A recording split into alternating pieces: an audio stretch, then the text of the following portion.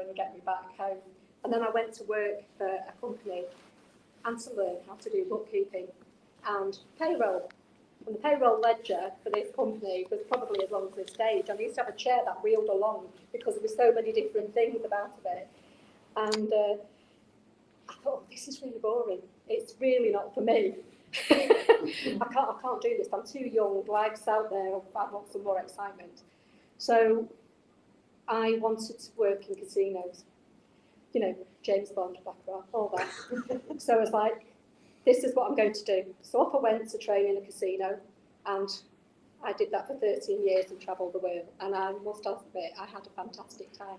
But when I got to sort of like 30, I'd had a couple of small businesses in between that.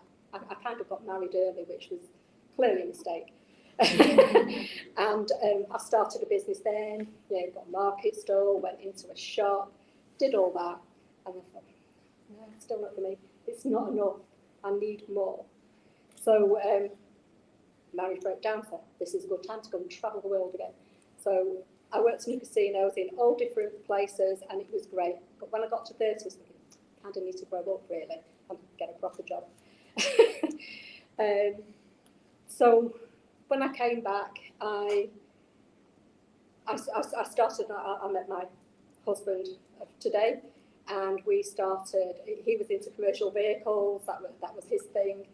So we started a commercial vehicle garage, which was like quite a heavy investment, and that was mind-blowingly hard. And everybody, because when they come in, they all went to Stephen, and everybody ignored me because I was clearly a woman, and what did I know about trucks?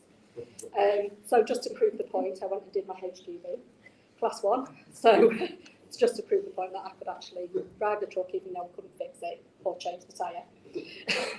But and from that, obviously, I did my own bookkeeping. I did another course, and my accountant was kind of family a friend, so he said, you can do all this yourself, Jan. And he was really supportive and sort of like did me one-to-one tuition. And that stood me in good stead for many years. And then I moved down to Essex, and I started a bookkeeping business, which grew. Well, I started before in Manchester, and then I moved. But some of my clients came with me because technology was coming around then. And it kind of grew into this big practice where I ended up with having 6 employees. I employed a chartered accountant because I didn't want to go and do the training on that because it wasn't as interested in knowing about the businesses that I was looking after and how important my role was to them, to that micro business, and how to help them grow, to give them the best financial understanding of growing their business and making sure that everything was in place and how they could protect themselves.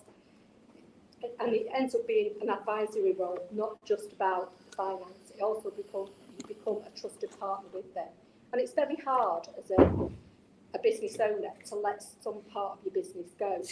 And it's hard to grow. It's quite difficult of letting go and giving somebody else some of the responsibility, because you want to check that everything's right, because it's obviously your baby and you're passionate about what you do. So I ended up going to, obviously I had to be a member of a professional body, and that's how I became a member of the professional body, which is the IAB. I entered their awards. I won Bookkeeper of the Year, a couple of years on the run, and I got asked to sit on the board. I became chair, and when the CEO stepped down in 2017, I was asked would I be the CEO of the organisation. And that's where I am today. And I have one of our bookkeepers members in the audience here, who's local, who looks after lots of micro businesses in the area. And how important bookkeepers can be. It's there's a difference between a bookkeeper and accountant. You don't want somebody at the financial year. You need that information on a more regular basis, especially this day and age with technology. And it is possible to do. It's lovely that softwares have increased what they can do, but the adverts don't make it right to say it will do it all and it will send you back return off for you. Yes, it will send you back return. Nobody knows whether it's right or not. unless you're an expert in whether that's correct. So you do need somebody to look over it. But it's very difficult for micro businesses because money's tight. But if you find the right bookkeeper, they will not put you wrong, and they won't put you in. They won't say, oh, well, you need me to come in every week and do this. If they think it's only once a month, or that you can guide you to put things in and let them do it remotely, they'll find the most cost-effective way to make it work for you, because they want to be with you and watch you grow too. Because if you grow, their business grows too. So it's a win-win for everybody. And for our members, I can only support Jill. We're actually going through her course at the moment, the organisation itself. We've also got Jill as one of our member benefits, because I want to encourage our members to be a sustainable business and do right for the environment and the community. And I can almost say Ian has been around for a long time. We've met in lots of different places, haven't we? Strangest places. Sometimes at the government, sometimes at parties, walking down the road in a strange county. But it's important to have that community as well, because, as Ian said, on your own as a micro business, small business, it's hard and it's lonely. Even if you've got staff, there's only so much you can say to your staff, because you don't want them to know everything, and there's some things that you want to keep to yourself. But another business owner where you can talk it through, or help, or ask them for help. And if nothing else, at least follow them on social media, and follow bookkeepers, accountants, to make sure that you're kept up to date without having to pay for that information.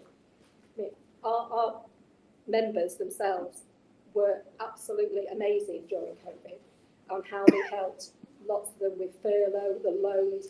They applied, did all the applications for them. And again, we were like, telling them, this is not going to work, what you're going to get for it. And now we've got a lot of fraud. And now you're going backwards.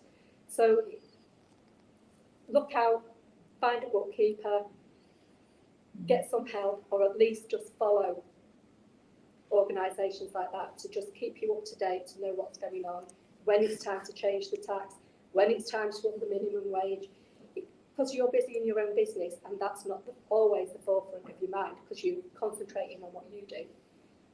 It's always there. There's always information there. Just look for it. You don't always have to pay lots of money for it. It can come free. There's lots of help in the back. That's it.